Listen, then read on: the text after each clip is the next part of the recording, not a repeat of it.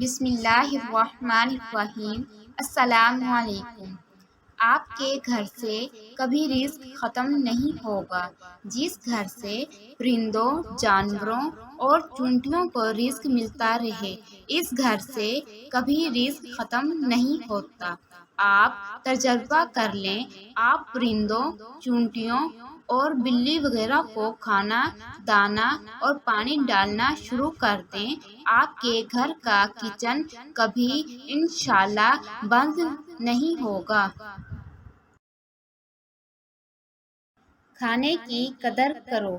حضور صلی اللہ علیہ وآلہ وسلم ایک مرتبہ گھر تشریف لائے تو روٹی کا ٹکڑا گرا ہوا دیکھا۔